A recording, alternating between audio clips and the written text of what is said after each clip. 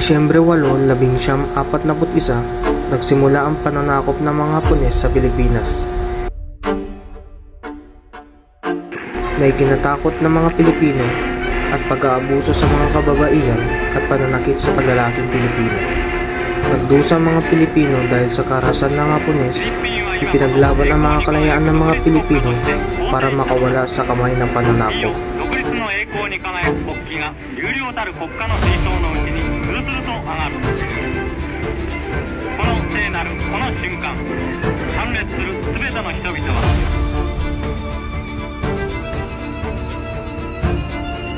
Pero may mag-asawa na malayo sa gulo at namumuhay ng payapa, si Mario at si Gloria.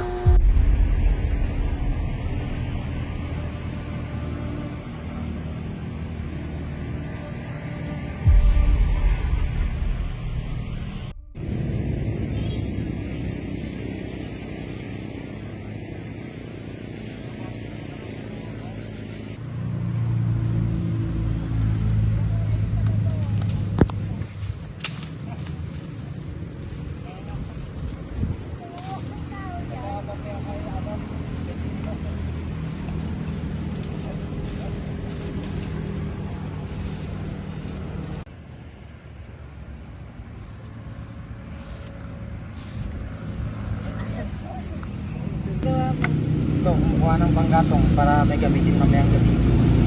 Nauwi na tayo pang hapon na tayo. Bye. Huminto ang dalawa sa puno ng mansanita at nag-usap sa nang dumating ang mga Hapon at nakita ang dalawa.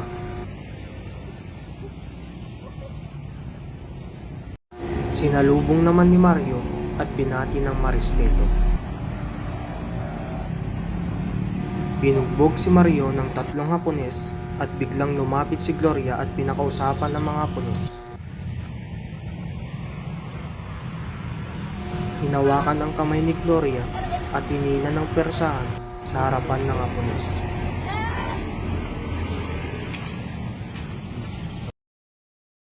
Tinignan ng Hapones si Gloria. Nanghihina pa rin si Mario dahil sa natamo niyang pinsala mula sa mga Hapones. Pilit niya sanang habulin ang mga Hapones pero nanghihina pa rin siya. Umalis sa mga Hapones na kasama si Gloria na kanilang bihag.